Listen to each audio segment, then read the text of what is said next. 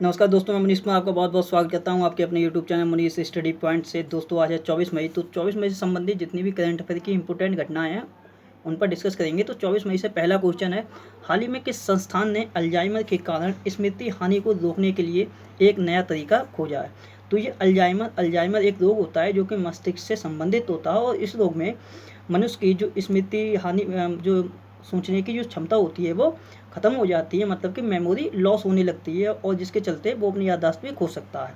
तो इसी कारण जो मेमोरी लॉस होती है, तो अल्जाइमर रोग के कारण जो मेमोरी लॉस होती है, तो इसी को रोकने के लिए एक नया तरीका खोजा है। किसने? आईआईटी गुवाहाटी ने। आईआईटी गुवाहाटी के द्वारा एक नया तरीका खोजा गया है। हालांकि इस तरीके से होगा क्या कि जो अल्जाइमर रोग के कारण जो मेमोरी लॉस होती है उसके लिए काफ़ी हद तक रोका जा सकता है। अगर बात करें आईआईटी गुवाहाटी की, तो कुछ समय पहले ही आईआईटी गुवाहाटी के द्वारा बड़ी जगहों को सैनिटाइज करने हेतु ड्रोन का भी निर्माण किया गया है। उसके बाद जनवरी का एक क्वेश्चन और है आईआईटी गुवाहाटी से कि आईआईटी गुवाहाटी द्वारा छोटे स्तर का जो जल होता है, मतलब कि छोटा जहाँ पे कम जल होता है, तो उस जल से बिजली उत्पन्न करने की एक विशेष तकनीकी भी खोजी गई थी आईआईटी गुवाहाटी के ही द्वारा। बात करते हैं क्वेश्चन नंबर सेकंड की। तो क्वेश्चन नंबर सेकंड है, हाल ही में भारतीय नौसेना द्वारा किस नाम से स्वदेशी निर्मित पीपीई किट बनाई गई है। पीपीई किट का मतलब होता है personal protection equipment. Personal protection equipment. तो ये पर्सनल प्रोटेक्शन इक्विपमेंट ये बनाई गई हैं भारतीय नौसेना द्वारा, और इन किटों का नाम रखा गया है नवरक्षक, और ये पूर्ण रूप से स्वदेशी निर्मित हैं, और यही बनाई गई हैं नवरक्षक नाम से पीपीई किट बनाई गई हैं भारतीय नौसेना के द्वारा। अब बात करें अगर भारतीय नौसेना की, तो भारतीय नौसेना के द्वारा कुछ समय पहले ही जो दूसरे देशों में भारतीय फंसे थे, तो उन लोगों को अपने देश में वापस लाने के लिए एक अभियान भी चलाया गया था भारतीय नौसेना के द्वारा, और उस अभियान का नाम रखा गया था ऑपरेशन समुद्र सेतु। और इन लोगों को दूसरे देशों में जो भारतीय फंसे हुए थे, तो उन लोगों को वापस लाने के लिए आईएनएस जलाश्वा और आईएनएस मगध की सहायता से उन लोगों के लिए वापस लाया जा रहा है। तो ये क्वेश्चन याद ध्यान रख के चलना। अब ये स्वदेशी पीपीई किट बनाई गई हैं किसके द्वारा? तो भारतीय नौसेना के द्वारा, और किस नाम से? तो नवरक्षक के नाम से।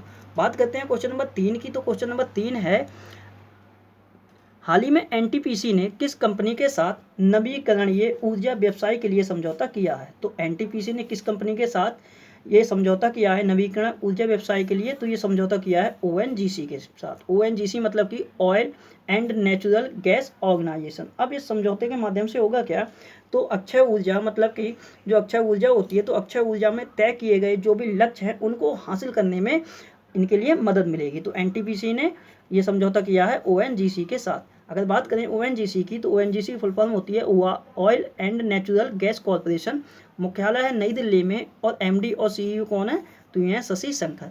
वहीं बात करें अगर एनटीपीसी की, तो एनटीपीसी की फुल फॉर्म होती है नेशनल थर्मल पावर कॉरपोरेशन। स्थापना हुई थी 1975 में। अध्यक्ष कौन है वर्तमान समय में? तो ये हैं गुरदीप सिंह। और कुछ समय पहले दिलीप कुमार पटेल की नियुक्ति की गई थी एनटीपीसी के एचआर निदेशक के रूप में। ये नियुक्ति है नई, इसीलिए मैंने यहाँ पे नोट कर रखी है। उसके बाद एनटीपीसी के परिचालन निदेशक भी नियुक्त हुए हैं। ये तो इसी मंथ ही नियुक्त हुए हैं। इनका नाम है रमेश बाबू। अगर बात करें एनटीपीसी की, तो एनटीपीसी का जो मुख्यालय है वो कहाँ पे है? तो यह है नई दिल्ली में। और एनटीपीसी ने कुछ समय पहले जो हाइड्रोजन ईंधन से चलने वाली बसों को भी लॉन्च किया था। कहाँ? तो दिल्ली और लेह में लॉन्च किया था। उसके बाद एनटीपीसी द्वारा भारत का सबसे बड़ा सौर पार्क भी स्थापित किया जाएगा। कहाँ पे वो किया जाएगा? तो वो किया जाएगा राजस्थान के जैसलमेर में। तो राजस्थान के जैसलमेर में एनटीपीसी के द्वारा भारत का सबसे बड़ा सौर पार्क भी स्थापित किया जाएगा। ये कितने मेगावाट का होगा? तो ये होगा 925 मेगावाट का। अब बात करते हैं क्वेश्चन नंबर 4 की। तो चौथा क्वेश्चन है, हाल ही में एयरटेल अफ्रीका ने कोविड-19 से प्रभावित बच्चों और परिवारों की मदद के लिए किस संस्था के साथ समझौता किया है? तो एयरटेल अफ्रीका ने यह समझौता किया है यूनिसेफ के साथ मिलकर। और इस समझौते के माध्यम से होगा क्या? तो जो उपसारा क्षेत्र के 13 देश हैं, और इन 13 देश के जो बच्चे हैं, तो उन बच्चों तक दूरस्थ शिक्षा, मतलब कि डिस्टेंस एजुकेशन पहुंचाने के लिए तथा उनके परिवार वालों के लिए वित्तीय सहायता दी जाएगी। तो इसीलिए यह समझौता किया गया है, एयरटेल अफ्रीका ने किया है ये समझौता यूनिसेफ के साथ। अगर बात करें यूनिसेफ की, तो यूनिसेफ की फुल फॉर्म होती है United nation international child emergency fund, इसकी स्थापना हुई थी 1946 में। मुख्यालय है न्यूयॉर्क में और प्रमुख हैं इसके यूनिसेफ के हेनरिएटा एच फोरे। अब बात करते हैं क्वेश्चन नंबर 5 की। तो 5वां क्वेश्चन है, हाल ही में किस राज्य द्वारा ब्रेक द चेन कार्टून अभियान शुरू किया गया है? तो ये ब्रेक द चेन कार्टून अभियान शुरू किया गया है केरल राज्य की सरकार के द्वारा। और ये अभियान है क्या? तो इस अभियान के माध्यम से, और ये अभियान जो है ये कोविड-19 के खिलाफ जागरूकता को फैलाने के लिए ये अभियान चलाया गया है, जो कि चलाया गया है केरल राज्य की सरकार के द्वारा। और इसका मुख्य उद्देश्य कोरोना वायरस के संक्रमण को रोकना भी है। और इस अभियान के माध्यम से जो सैनिटाइजर होता है, सैनिटाइजर की जो इम्पोर्टेंसी होती है, मास्क की जो इम्पोर्टेंसी होती है, उसके बाद जो सोशल डिस्टेंस की जो इम्पोर्टेंसी है, उसकी इम्पोर्टेंसी लोगों तक पहुंचाई जाएगी। तो इसी का नाम दिया गया है ब्रेक द चेन कार्टून अभियान, जो कि कोरोना वायरस से संबंधित, कोरोना वायरस से खिलाफ जो लड़ाई चल रही है उसमें ये हेल्प करेगा ब्रेक द चेन कार्टून अभियान। अगर बात करें केरल की, चूंकि ये केरल ने लॉन्च किया है, तो केरल की राजधानी है तिरुवनंतपुरम। मुख्यमंत्री हैं पी विजयन, राज्यपाल हैं केरल के आरिफ मोहम्मद खान, और केरल के जो हाईकोर्ट है एर्नाकुलम हाईकोर्ट, उसके मुख्य न्यायाधीश हैं एस मानी कुमार। अगर बात करें केरल की, तो अभी आयु रक्षा क्लिनिक की भी शुरुआत कहाँ से की गई है? तो ये केरल से ही की गई है। उसके बाद ब्लोकना नामक सर्च इंजन का भी विकास किसने किया है? तो ये IIIT केरल के द्वारा किया गया है। IIIT का मतलब होता है Indian institute of information technology. तो इसी के द्वारा ब्लोकना नामक सर्च इंजन का भी विकास किया गया है कोविड-19 रिसर्च के लिए। उसके बाद बात करें तो अभी कर्मी बोट नाम से एक रोबोट भी बनाया गया था, जिसकी तैनाती कहाँ की गई है? तो एर्नाकुलम में की गई है। वहीं नाइटिंगेल 19 नाम से एक रोबोट बनाया गया था, और इसकी तैनाती कहाँ की गई है? तो इसकी तैनाती कन्नूर अस्पताल में की गई है। उसके बाद बात करें तो कोविड-19 रैपिड स्क्रीनिंग के लिए तिरंगा नामक पहल की भी शुरुआत किसने की है? तो केरल राज्य की सरकार ने ही की है। उसके बाद आगे बात करें तो कोविड-19 के चलते हुए केरल का जो वार्षिक महोत्सव होता है, जिसका नाम है त्रिशूल पूरम महोत्सव। तो इस जो वार्षिक महोत्सव है त्रिशूल पूरम उत्सव, तो कोविड-19 के चलते केरल राज्य ने इसको भी रद्द कर दिया है। उसके बाद कोविड करीबकल अभियान भी चलाया गया था केरल के द्वारा ही, जिसमें लॉकडाउन के पॉजिटिव तथ्यों से लोगों को अवगत कराना इसका मेन पर्पस रखा गया था। प्लाज्मा थेरेपी की शुरुआत करने वाला देश का पहला राज्य कौन बना है? तो ये केरल ही बना है। बाक इन सैंपल कियोस्क की स्थापना भी किसने की थी? तो ये केरल में ही की गई है। दरवाजा वितरण योजना, ये कोविड-19 के दौरान ही ये सब योजनाएं चली हैं। दरवाजा वितरण योजना ये भी केरल में ही चलाई गई है। उसके बाद जियो फेंसिंग ऐप का प्रयोग करने वाला देश का पहला राज्य कौन बना है? तो ये भी केरल ही बना है। कोविड-19 से लड़ने के लिए चैन तोड़ो अभियान भी चलाया गया है केरल के द्वारा, और अब ये अभियान चला है ब्रेक द चेन कार्टून अभियान।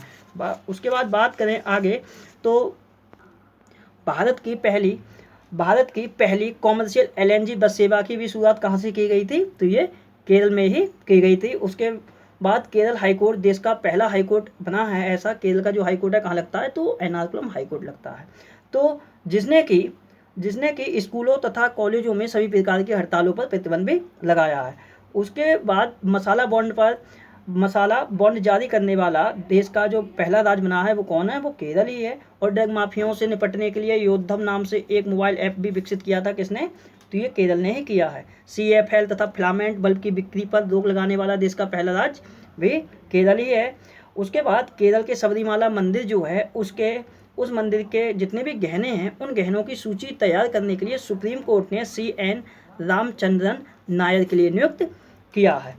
भारतीय अंतर्राष्ट्रीय सी फूड शो जो हुआ था उसका आयोजन भी कहाँ किया गया था? तो ये केरल के शहर कोच्चि में किया गया था। केरल का जो मीडिया अवार्ड था उससे भी सम्मानित कौन हुए हैं? तो ये हुए हैं एन राम, ये हिंदू ग्रुप के चेयरमैन हैं। TB free year for every child कार्यक्रम की शुरुआत भी किसने की थी? तो ये केरल राज्य ने ही की थी।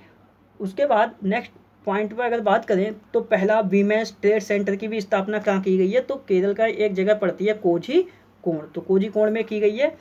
सीनियर राष्ट्रीय वॉलीबॉल जो चैंपियनशिप हुई थी जिसका आयोजन भुवनेश्वर उड़ीसा में किया गया था, उसमें जो महिला विजेता टीम रही थी वो रही थी केरल की, और इसी चैंपियनशिप में जो पुरुष वर्ग की विजेता टीम रही थी वो रही थी तमिलनाडु की। नागरिक संशोधन अधिनियम के खिलाफ विधानसभा में प्रस्ताव पारित करने वाला देश का पहला राज्य कौन है? तो ये केरल ही है। और 80वां भारतीय इतिहास कांग्रेस का भी आयोजन कहाँ किया गया था? तो केरल के कन्नूर शहर में इसका आयोजन किया गया था। ग्लोबल इन्वेस्टर्स मीट जिसका नाम था एस्केंड, उसका भी आयोजन कहाँ किया गया था, तो ये केरल में ही किया गया था। बात करते हैं क्वेश्चन नंबर 6 की। तो छठा क्वेश्चन है, हाल ही में विकासशील देशों के लिए 160 अरब डॉलर राशि देने की घोषणा किसने की है। तो विकासशील देशों के लिए 160 अरब डॉलर देने की जो घोषणा की है वो की है विश्व बैंक ने। और ये जितने विकासशील देश हैं, मतलब कि ये 100 विकासशील देशों के लिए 160 अरब डॉलर दिए जाएंगे, और इस बात की घोषणा की है विश्व बैंक ने। अगर बात करें विश्व बैंक की, तो विश्व बैंक की स्थापना तो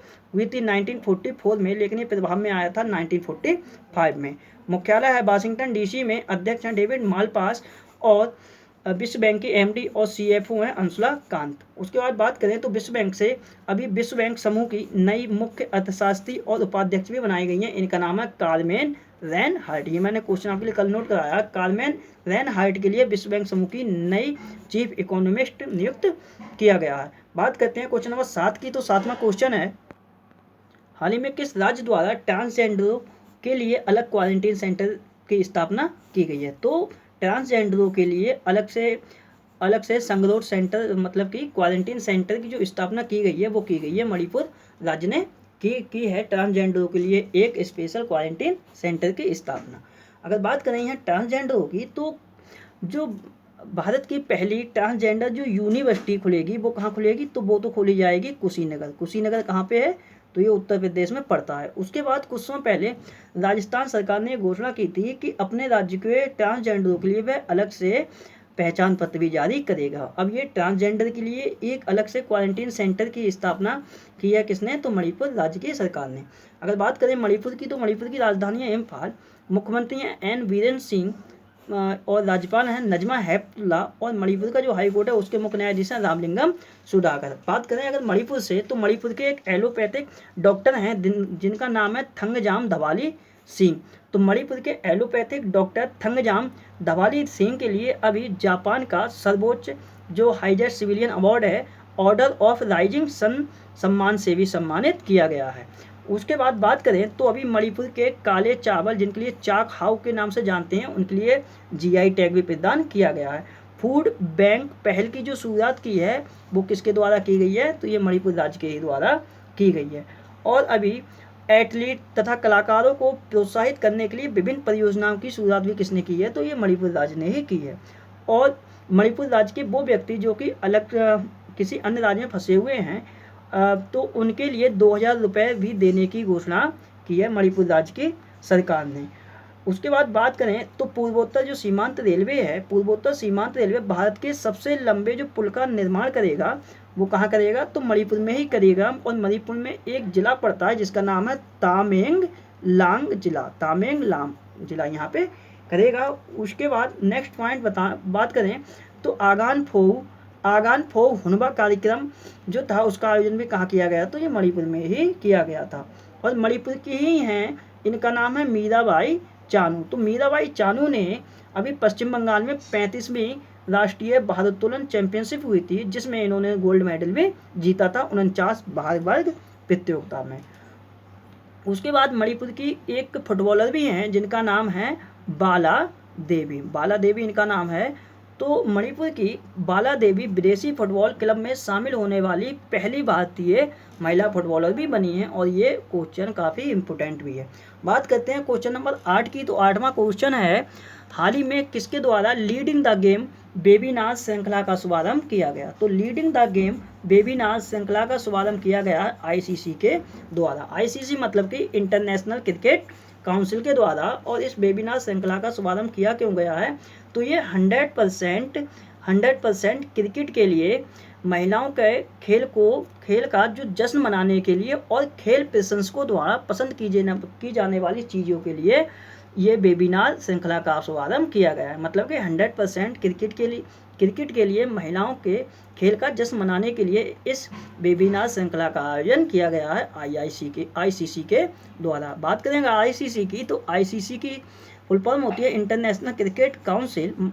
स्थापना हुई थी 1909 में। मुख्यालय दुबई में। चेयरमैन है शशांक मनोहर, और सीईओ हैं आईसीसी के मनु साहनी। और आईसीसी के द्वारा ही अभी लाल जो होती है मतलब कि सलाइवा, तो लाल से गेंद को चमकाने पर प्रतिबंध लगाने की भी घोषणा की गई है।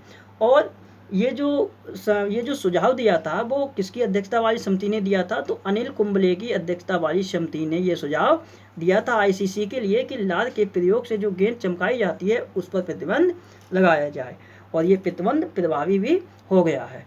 और इससे पहले अगर बात करें तो कुछ समय पहले ऑस्ट्रेलिया ने प्रतिबंध लगाया था कि जो सलाइवा से गेंद को चमकाते हैं खिलाड़ी, तो ऑस्ट्रेलिया के द्वारा भी ये प्रतिबंध लगा दिया गया है। बात करते हैं क्वेश्चन नंबर 9 की। तो 9वां क्वेश्चन है, हाल ही में आरबीआई ने रेपो दर को घटाकर कितना कर दिया है। तो आरबीआई ने जो रेपो दर पहले थी 4.40%, तो इसमें 40 बेसिस पॉइंट की कमी करके अब ये कर दी है 4%, मतलब कि 4.40% जो पहले थी रेपो दर, अब इसे घटा के कर दिया गया है 4%। वहीं बात करें अगर रिवर्स रेपो रेट की, तो रिवर्स रेपो रेट 3.75 से घटाकर 3.75% से घटाकर कितनी हो गई है, तो ये 3.35% कर दी गई है।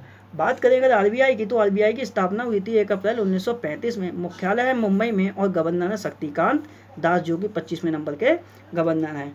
और आरबीआई ने अभी कल मैंने नोट कराया है कि 14 नॉन बैंकिंग फाइनेंस कंपनी का लाइसेंस भी निरस्त किया है। उससे पहले अगर बात करें तो आरबीआई ने मुंबई की एक बैंक है सीकेपी बैंक, इसका भी लाइसेंस निरस्त किया है। उससे पहले आरबीआई ने एक गोवा की बैंक थी जिसका नाम था Mhapsa urban cooperative bank of Goa limited, उसका भी लाइसेंस निरस्त किया गया है। तो इतने क्वेश्चन आरबीआई से करंट के थे, इसलिए मैंने आपके लिए बता दिया। अगर बात करें यहाँ रेपो रेट क्या होती है, तो आरबीआई द्वारा जो अन्य बैंकों को जिस रेट पे धन उपलब्ध कराया जाता है वो रेपो दर कहलाती है। उसके बाद ये रिवर्स रेपो रेट क्या होती है, तो अन्य बैंकों द्वारा आरबीआई को जिस ब्याज पर ऋण दिया जाता है वो जो ब्याज होता है उसके लिए बोलते हैं रिवर्स रेपो रेट। बात करते हैं क्वेश्चन नंबर 10 की। तो 10वां क्वेश्चन है, हाल ही में अंतर्राष्ट्रीय जैव विविधता दिवस कब मनाया गया है। तो अंतर्राष्ट्रीय जैव विविधता दिवस ये मनाया गया है 22 मई के लिए। और ये 22 मई के लिए अंतर्राष्ट्रीय जैव विविधता दिवस कब क्यों मनाया जाता है, तो जैव विविधता संबंधी जो जानकारी है उसको बढ़ावा देने के लिए। और इस वर्ष जो 22 मई के लिए अंतर्राष्ट्रीय जैव विविधता दिवस मनाया गया है, इसकी थीम रही है our solution are in nature, मतलब कि हमारा समाधान हमारी प्रकृति में ही है। और ये क्वेश्चन इम्पोर्टेंट भी है क्योंकि जो 2019 में जो आरआरबी जेईई का पेपर हुआ था, मेरे अकॉर्डिंग ये जून के अप्रॉक्स हुआ था, क्योंकि ये एग्ज़ाम मैंने भी दिया था, तो इसमें ये अंतर्राष्ट्रीय जैव विविधता दिवस भी पूछा गया था। तो ये इम्पोर्टेंट है, आरआरबी जेईई के पेपर में ये क्वेश्चन पूछा गया था। मैं इसलिए बता रहा हूँ क्योंकि ये वो पेपर मैंने भी अटेंड किया था। बात करते हैं क्वेश्चन नंबर 11 की। तो 11वां क्वेश्चन है, हाल ही में पतंजलि कंपनी ने किस नाम से ई कॉमर्स प्लेटफॉर्म लॉन्च करने की घोषणा की है। तो ये जो पतंजलि कंपनी है बाबा रामदेव वाली, तो इसके द्वारा अभी ई कॉमर्स प्लेटफॉर्म लॉन्च करने जा रही है ये कंपनी। और ये कंपनी किस नाम से करेगी, तो इसका नाम रहेगा ऑर्डर मी। तो ऑर्डर मी जो प्लेटफॉर्म होगा, तो इसी प्लेटफॉर्म के माध्यम से स्वदेशी वस्तुओं की बिक्री भी की जा सकती है। क्योंकि कुछ समय पहले मोदी जी द्वारा आत्मनिर्भर भारत बनाने की घोषणा की गई थी, तो आत्मनिर्भर भारत बनाने के लिए ये पतंजलि कंपनी द्वारा चलाई गई ये पहल है। तो आत्मनिर्भर भारत बनाने के लिए स्वदेशी वस्तुओं की बिक्री हेतु ये ऑर्डर मी नामक प्लेटफॉर्म लॉन्च करने जा रही है पतंजलि कंपनी। बात करते हैं क्वेश्चन नंबर 12 की। तो 12वां क्वेश्चन है, हाल ही में जम्मू कश्मीर लोक सेवा आयोग के अध्यक्ष कौन नियुक्त हुए हैं। तो जम्मू कश्मीर लोक सेवा आयोग मतलब कि जम्मू कश्मीर पीएससी मतलब कि जेके पीएससी, इसके जो अध्यक्ष बने हैं वो बने हैं BR शर्मा। और इनकी जो नियुक्ति की गई है वो उपराज्यपाल गिरीश चंद्र मुर्मू के द्वारा की गई है। अगर बात करें जम्मू कश्मीर की, तो जम्मू कश्मीर के अभी कुछ समय पहले जम्मू कश्मीर की बैंक के MD नियुक्त हुए थे। और इनका क्या नाम था, इनका नाम था जुबैर इकबाल। उसके बाद जम्मू कश्मीर ने अपने राज्य में जल जीवन मिशन के अंतर्गत सभी घरों में 2022 तक नल कनेक्शन देने की भी घोषणा की है। और 2022 तक नल कनेक्शन देने की घोषणा भी हरियाणा की सरकार ने भी की है। उसके बाद बात करें तो education and leadership during a crisis पर जो 2 दिवसीय वेबिनार का आयोजन हुआ था वो जम्मू में ही किया गया था। और भारतीय मौसम जो विभाग है उसके द्वारा मौसम पूर्वानुमान के लिए जो मुजफ्फराबाद और गिलगित बाल्टिस्तान का जो क्षेत्र है उसको भी शामिल किया गया है, और दोनों ही ये पाक अधिकृत कश्मीर में लगते हैं।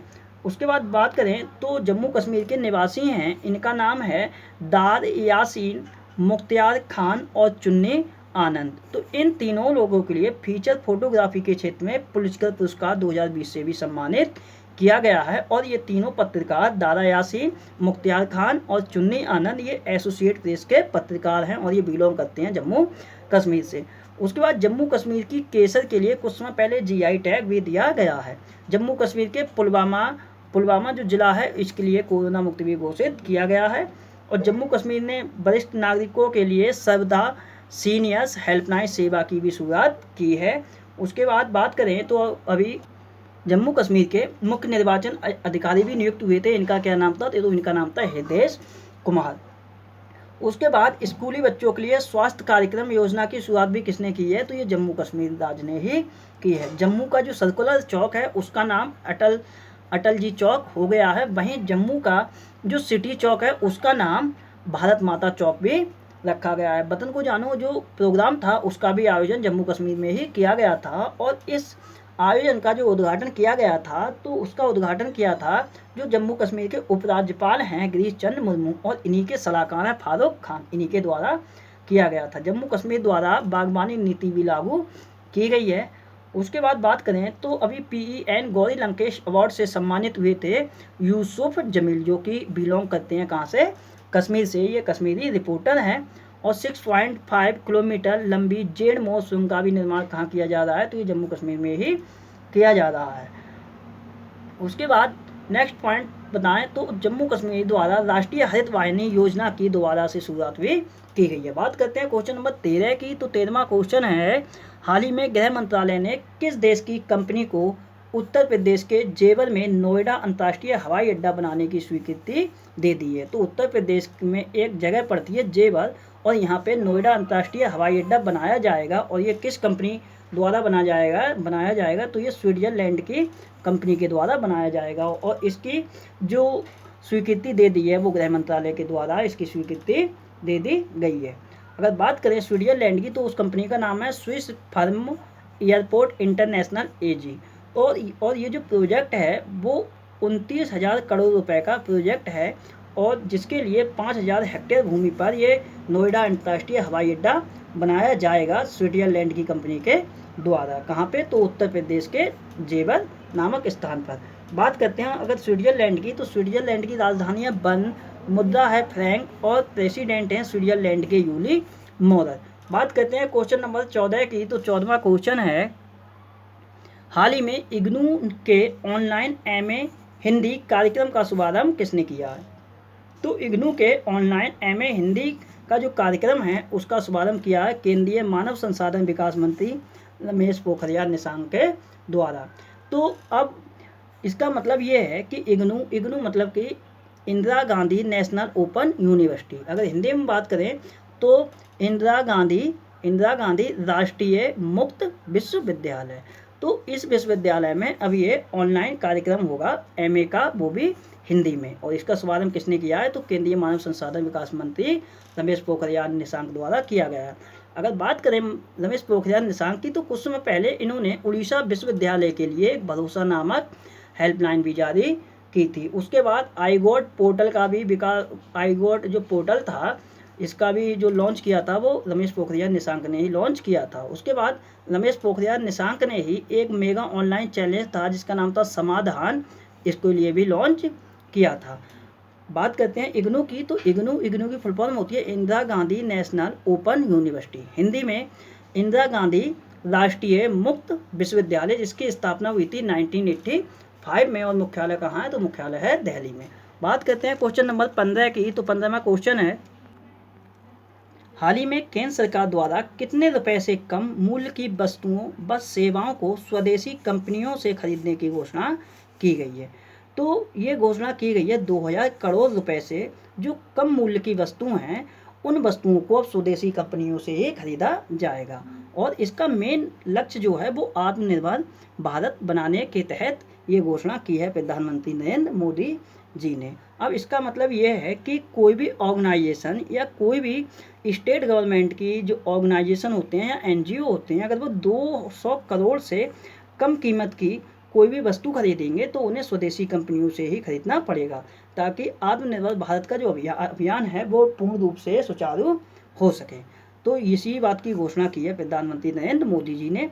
तो ये ध्यान रख के चलना कि केंद्र सरकार द्वारा कितने रुपए से कम मूल्य की वस्तुओं व सेवाओं को स्वदेशी कंपनियों से खरीदने की घोषणा की है। तो ये 200 करोड़ रुपए तक की या फिर 200 करोड़ से जो कम की जो वस्तु होंगी, और इतने करोड़ रुपए की वस्तु चाहे कोई ऑर्गेनाइजेशन खरीदे या कोई भी संस्थान खरीदे या कोई भी एनजीओ खरीदे, चाहे वो किसी की सेवा के लिए खरीदा जा रहा है या व्यक्तिगत यूज के लिए खरीदा जा रहा है, तो वो स्वदेशी कंपनियों से ही खरीदेगा। इस बात की घोषणा की गई है और इसका मेन लक्ष्य रखा गया है कि आत्मनिर्भर भारत बनाने के लिए जो अभियान चलाया गया है तो उसी को सुचारू रूप से चलाया जा सके और उसके लिए बढ़ावा भी मिल सके। बात करते हैं क्वेश्चन नंबर 16 की। तो 16वां क्वेश्चन है, हाल ही में किस देश के द्वारा राष्ट्रीय ध्वज को आधा फहराए जाने की घोषणा की गई है? तो ये अपने राष्ट्रीय ध्वज को आधा फहराए जाने की घोषणा की है अमेरिका देश ने। अमेरिका का जो राष्ट्रीय ध्वज है उसके लिए अब आधा फहराए जाने की घोषणा की है अमेरिका के राष्ट्रपति डोनाल्ड ट्रंप ने। और ये कब कब फहराया जाएगा? तो 23 मई, 24 मई और 25 मई के लिए। आधा फहराने का मतलब है कि हाफ एंड डिस्टेंस पे, मतलब कि आधी ऊंचाई पर, जितनी ऊंचाई पर पहले फहराया जाता था उससे आधी ऊंचाई पर अब ये झंडा फहराया जाएगा अमेरिका का। और ये फहराया क्यों जा रहा है? तो ये झंडा उन लोगों के राष्ट्रीय शोक के रूप में फहराया जा रहा है जो कोविड-19 के कारण जो 95,000 से ज़्यादा लोगों की मृत्यु हुई है अमेरिका में, तो उन्हीं के शोक के रूप में ये झंडा फहराया जाएगा अमेरिका में। और अमेरिका के राष्ट्रपति डोनाल्ड ट्रंप के द्वारा 25 मई को प्रत्येक वर्ष, मतलब कि यहाँ प्रत्येक वर्ष की बात हो रही है, तो प्रत्येक वर्ष 25 मई को मेमोरियल दिवस पर आधा झंडा फहराने की भी घोषणा की है अमेरिका के राष्ट्रपति डोनाल्ड ट्रंप ने। इसका मतलब ये है कि जो 25 मई है, 25 मई के लिए प्रत्येक वर्ष अब अमेरिका अपने राष्ट्रीय झंडे को आधा फहराया करेगा। और बात करें अगर अमेरिका की, तो अमेरिका की राजधानी है वाशिंगटन DC और मुद्रा है यहाँ की डॉलर और राष्ट्रपति हैं यहाँ के डोनाल्ड ट्रंप।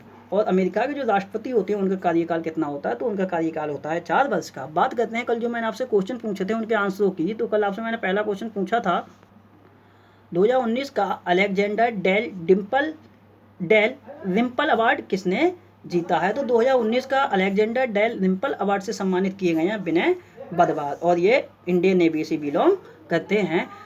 दूसरा क्वेश्चन पूछा था कितने शहरों को 5 स्टार कचरा मुक्त टैग प्रदान किया गया है? तो ये 6 शहर थे। तीसरा क्वेश्चन पूछा था कोरोना मुक्त होने वाला प्रथम केंद्र शासित प्रदेश कौन बना है? तो ये बना है जम्मू कश्मीर। वहीं बात करें तो उत्तराखंड नहीं, यूनाइटेड किंगडम के लिए नामांकित की जाने वाली पाकिस्तान पत्रकार कौन थी? तो ये थी मनमीत कौर। 5वां क्वेश्चन था किस कंपनी द्वारा बैक टू स्कूल अभियान शुरू किया गया है? तो इस कंपनी का नाम है एसर इंडिया। 6वां क्वेश्चन पूछा था किस राज्य द्वारा सुकून कोविड-19 बीट द स्ट्रेस पहल शुरू की गई है? तो इसका आंसर था जम्मू कश्मीर। उसका नेक्स्ट क्वेश्चन है, सॉरी यहाँ जम्मू कश्मीर नहीं है, यहाँ है लद्दाख, क्योंकि कोरोना मुक्त जो पहला केंद्र शासित प्रदेश हुआ है वो लद्दाख हुआ है, ना कि जम्मू कश्मीर। तो इसके लिए सॉरी, ये जम्मू कश्मीर नहीं है, लद्दाख है।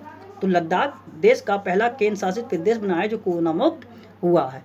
और लास्ट क्वेश्चन मैंने पूछा था नाबार्ड के नए अध्यक्ष कौन नियुक्त हुए? तो इनका नाम है गोविंद राजलू चिंतला, जो कि अभी नए अपॉइंटमेंट हुआ है इनका। बात करते हैं आज के क्वेश्चनों की। तो आज आपसे पहला क्वेश्चन है किस खेल से संबंधित सविता कुमारी तथा अंकित सिसोदिया को नाडा द्वारा निलंबित किया गया? आपके लिए बताना है ये किस गेम से बिलोंग करती हैं, किस खेल से इनका संबंध है। दूसरा क्वेश्चन बताना है विश्व बैंक की नई मुख्य अर्थशास्त्री मतलब कि चीफ इकोनॉमिस्ट कौन नियुक्त हुई है। तीसरा क्वेश्चन बताना है चीन द्वारा किस देश पर 80% का टैरिफ लगाया गया है। चौथा क्वेश्चन बताना है किस राज्य द्वारा स्टार्टअप फंड की घोषणा की है और ये फंड की घोषणा क्यों की गई है? तो युवाओं को उद्यमिता के क्षेत्र में अग्रसर करने के लिए।